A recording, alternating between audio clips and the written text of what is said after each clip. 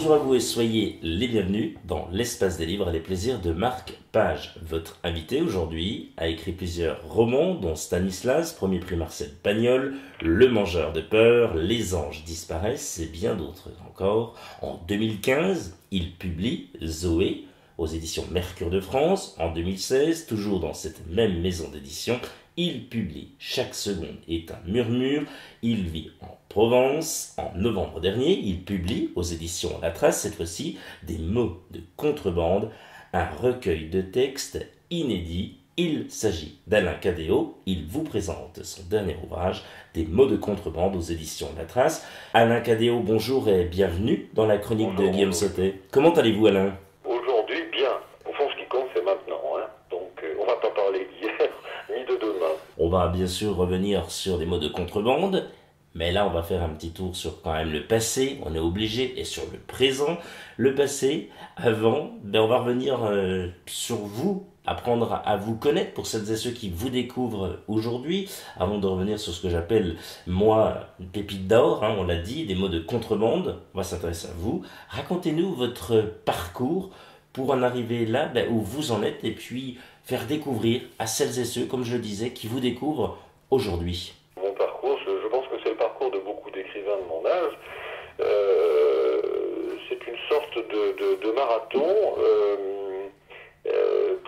pour quelqu'un, en tout cas pour moi, qui n'est réellement à l'aise, si vous voulez, que dans des courses courtes.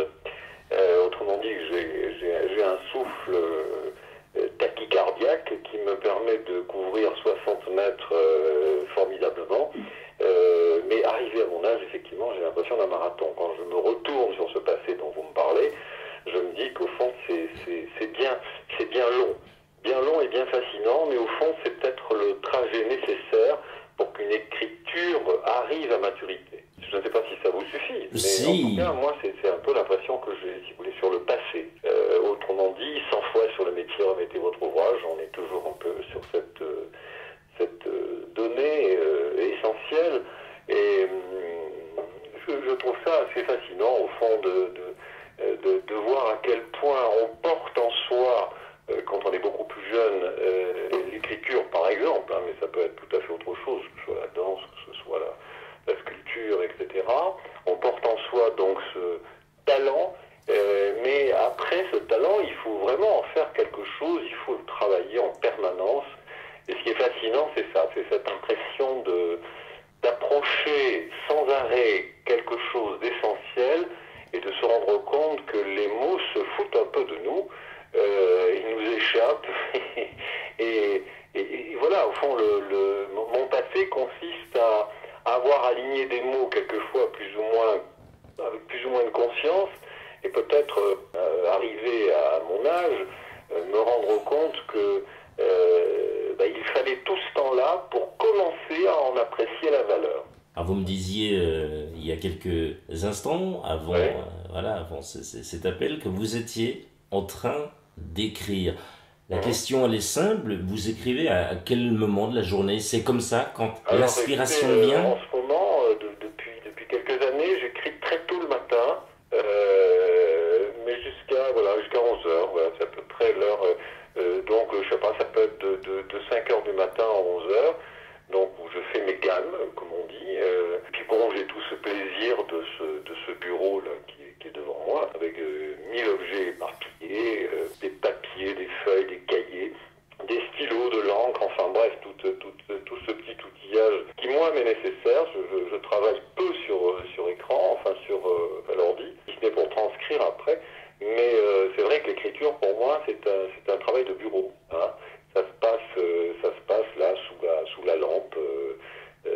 Et j'aime assez cette espèce d'univers confidentiel, quasi insulaire.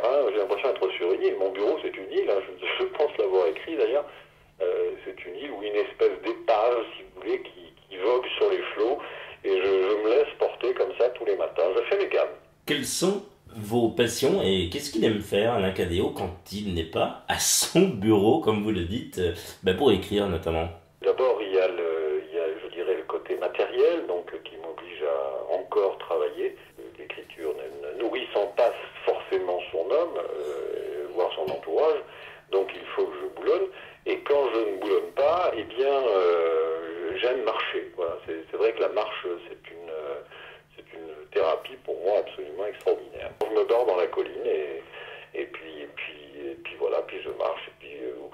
dans une rue, peu importe. Là, ce matin, j'étais dans un petit quartier qui est en bas de nos montagnes, et j'aime à me retrouver comme ça dans des rues avec des pavillons, où je renifle par-ci une rose, parce que nous sommes plein. Il y a plein de roses en ce moment qui sont en train de sortir, je ne sais pas comment ça se fait. Mais où je fleure l'humanité, si vous voulez, dans ces allées-venues,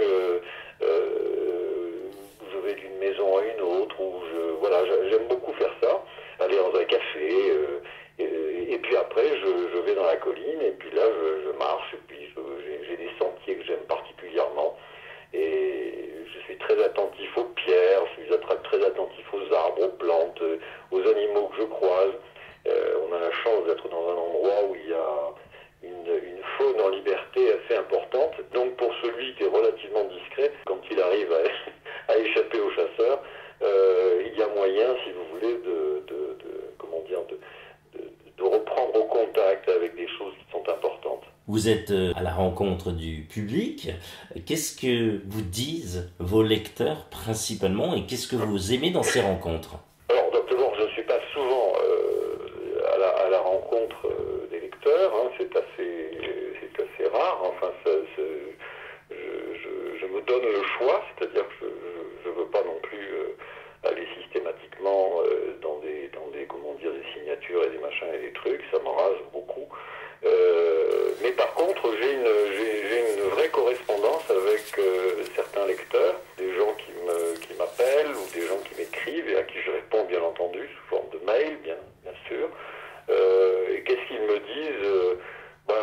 Écoutez, les lecteurs qui se donnent la peine de m'écrire ou de s'adresser à moi, en général, ils font un véritable effort, et je leur suis très reconnaissant, parce que on a besoin de ces retours, et généralement c'est que un de mes livres leur a apporté quelque chose dont ils avaient besoin. C'est ce qu'ils me disent en tous les cas. Donc bon, c'est très réconfortant pour moi. Alain Cadéot, intéressons-nous cette fois-ci à votre dernier livre, Des mots de contrebande, on l'a dit, aux éditions La Trace. Il a été préfacé par un homme lui aussi amoureux des mots, comme vous. Il s'agit du Belge Willy Lefebvre, reconnu dans son domaine, on le salue au passage. Racontez-nous cette rencontre avec cet homme et pourquoi cette préface. Alors écoutez, la rencontre avec Willy, c'est une rencontre qui a été faite par le biais d'Internet, des réseaux. Je crois que c'était au moment où j'avais publié Zoé, et c'est un livre qui l'avait particulièrement touché. Et donc au bout d'un moment, il m'a semblé important effectivement de rencontrer cet homme qui est plein d'enthousiasme, de fraîcheur, si vous voulez, voilà, il n'y a aucune dissimulation, c'est vraiment ces êtres je sais pas comment dire, de vérité, de sincérité qu'on a envie de rencontrer. Et donc la rencontre s'est effectuée, je crois que la première fois, oui, je l'avais rencontré à Bruxelles. Et puis j'ai aimé l'univers dans lequel il était, parce qu'il vit dans un petit appartement avec sa femme Monique, mais ils sont entourés de livres et on sent que c'est leur passion. Et une fois de plus, ça m'a fait un bien fou, si vous voulez, de rencontrer des gens qui vibrent pour la littérature. C'était une très belle rencontre, voilà. Et ensuite, pour ce qui est de la préface, oui, comment la préface, écoutez, je pensais que ça lui revenait de droit. Je suis pas très préface en général, je trouve ça un peu quelquefois stupide, mais là ça me semblait nécessaire, parce que comme ces phrases c'était des phrases donc qui étaient souvent publiées sur Facebook, et comme il les soutenait, ces phrases, je me disais qu'au fond il était nécessaire d'avoir un porte-étendard, et que oui, c'était à lui que ça revenait, et puis il y avait le côté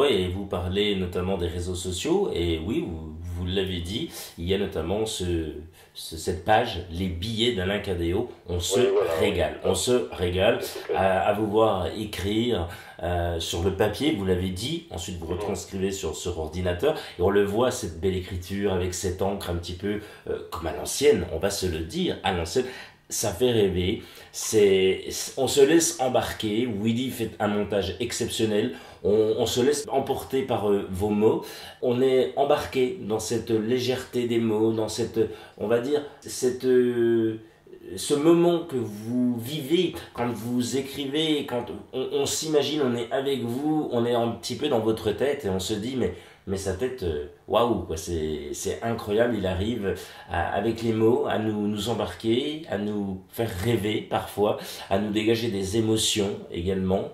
Oui, bravo vraiment Alain Cadéot, vous nous régalez vraiment de jour en jour, on peut le dire. On va bien sûr revenir sur un point important, vous l'avez un petit peu dit, mais pour celles et ceux qui viennent d'arriver là tout juste et qui nous rejoignent, Alain Cadéot, comment vous est venue cette idée d'écrire des mots de contrebande? Comment vous vous êtes dit, tiens, cette fois-ci, il faut que je reprenne un petit peu tous les recueils, tout ce que j'ai pu écrire, et en faire un livre? Comment ça s'est passé? Écoutez, tous les matins j'écris, donc je vous le disais, et ce que j'aime au fond, c'est réussir à, quand j'y arrive, en quelques lignes, à résumer au fond tout ce que peut éprouver un humain au sein d'une société, au sein du monde, et je dirais même plus largement au sein de l'univers. Au fond, c'est une manière de... C'est un peu comme la résine des pins que l'on récolte dans ces petits godets qui ont un nom sûrement. Bon, c'est le cœur de l'émotion. Voilà, c'est vraiment ce cœur de l'émotion qu'il m'appartient chaque matin de transcrire. Alors, comment l'idée m'est venue je crois qu'on me l'a demandé. En fait, c'est l'éditeur, donc les éditions La Trace, qui sont une maison d'édition que j'aime particulièrement parce que ce sont des êtres avec qui j'ai un contact humain et amical très important. En plus, ils vivent à 1600 mètres d'altitude dans les Alpes, donc ça me séduisait bien, cette idée d'éditeur qui était dans les montagnes, au-dessus. Et donc, leur demande, si vous voulez, m'a conforté au sens où je me suis dit, écoutez, je vais m'y mettre. Alors, il y a des billets qui existaient déjà, qui avaient d'ailleurs été édités par les soins de Willy.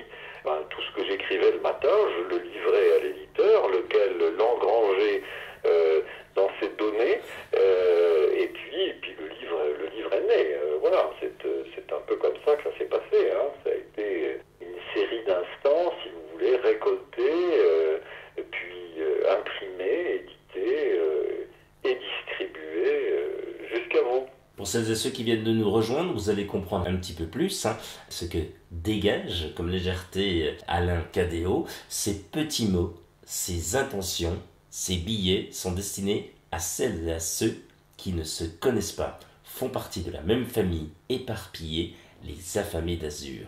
Nous, mendiants de la lumière, tendant la main pour des piécettes de partage, menu monnaie de notre joie, ce que nous cherchons, c'est de pouvoir, sans aigreur ni amertume, poursuivre notre quête, nous rassembler autour des petits mots de la tribu. Là dans la caverne, aux mille reflets de nos têtes, devant un bon brasier de phrases crépitantes, accompagnons, retrouvés, nous tenons chaud, en nous, nous ne serons pas seuls. Alain Cadéot, quand on entend ceci, on peut se dire « Waouh, vous êtes un véritable magicien avec les mots ». Magicien, je sais pas. C'est de la magie. Ça se travaille. Enfin, je veux dire, ce qui est étonnant, c'est qu'il n'y a pas de réflexion. Moi, je suis pas un philosophe. Hein. Je suis pas quelqu'un qui réfléchit. Voilà. Il se trouve que comment dire, le résultat, enfin, donc ces phrases dont vous venez d'en lire certaines, sont un peu la synthèse, je ne sais pas comment dire, c'est le travail, le travail secret, le ferment, si vous voulez, la fermentation d'années de travail et qui font que tout d'un coup ces images apparaissent. Et ce qui est important, c'est de trouver le mot juste qui correspond à l'image. Autrement dit, on est plus dans un registre poétique.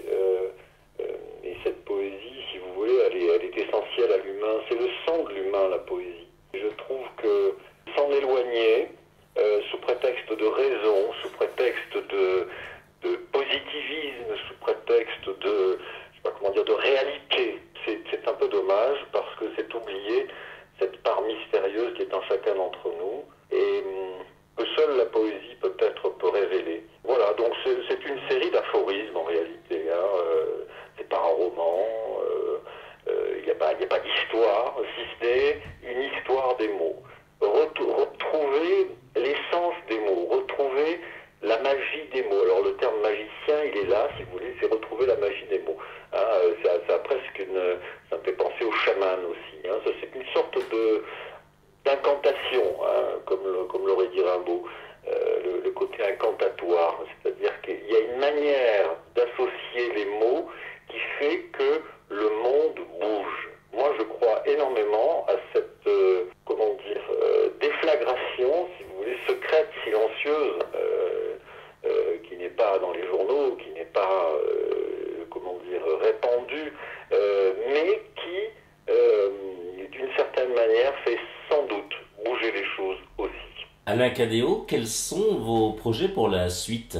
Alors écoutez, les projets pour la suite, je crois que c'est au mois de mars. Il y a un de mes romans là qui va sortir toujours aux éditions La Trace et qui s'intitulera, je ne sais pas encore, on n'a pas encore tout à fait le titre, mais enfin c'est un roman donc qui est en préparation, que j'ai terminé, qui est en correction et qui devrait sortir au mois de mars. Et on a un tout petit indice sur le sujet? Alors si, absolument, oui, c'est un thème qui m'est cher aussi, c'est sur les rencontres, la rencontre. Pourquoi on rencontre les êtres que l'on rencontre? Pourquoi on vit un moment ou longtemps avec eux? Qu'est-ce qui se passe? Et est-ce qu'au fond, ces rencontres ne sont pas, moi j'ai envie de dire, elles sont programmées, elles sont nécessaires en tous les cas, quelle que soit l'issue de ces rencontres, elles sont nécessaires et elles sont d'une certaine manière programmées. Il nous faut rencontrer certains êtres. C'est en bien, c'est en mal, mais ces rencontres sont nécessaires. Donc c'est un peu sur la magie des rencontres, oui. C'est vrai que c'est un thème assez fascinant. Pourquoi on rencontre les gens qu'on rencontre? Et qu'est-ce qui se passe? Et comment on les reconnaît? Comment on les identifie? Qu'est-ce qui fait qu'on est aimanté, attiré par eux? Il y a quelque chose d'assez mystérieux pour moi. Et donc voilà, c'est sur cette thématique. Donc des êtres vivant dans des univers très différents qui à un moment donné vont, par le biais des croisements de destinées, se trouver. Et qu'est-ce qu'ils vont faire de cette rencontre? Pour celles et ceux qui aiment les rencontres, on peut le dire, les livres où il y a des rencontres, où il se passe quelque chose, je vous invite à lire Zoé. Voilà, tout simplement, d'Alain Cadéot, ça tombe bien, et vous allez être fasciné, vous allez être attiré, vous allez ne faire que tourner les pages. Oui, pour celles et ceux qui aiment, on va dire, oui, ces rencontres, ces histoires, eh bien, je n'en dis pas plus que si j'en dévoile trop, vous n'allez pas le lire, et le but, c'est vraiment de vous acquérir de ce très très bel ouvrage. On le rappelle, c'est Zoé, et c'est aux éditions Mercure de France, et c'est signé par vous, Alain Cadéot. Alain Cadéot, rappelons que vous êtes l'auteur des mots de contrebande, c'est aux éditions La Trace. Merci d'avoir accepté l'invitation de la chronique de Guillaume Sautet. Écoutez, merci à vous, Guillaume. Je vous souhaite une journée qui continuera à être magnifique, j'espère. On se retrouve avec grand plaisir très prochainement pour de nouvelles aventures littéraires. Comme toujours, prenez soin de vous. On vous remercie de votre fidélité. Bonne lecture à tous. Salut!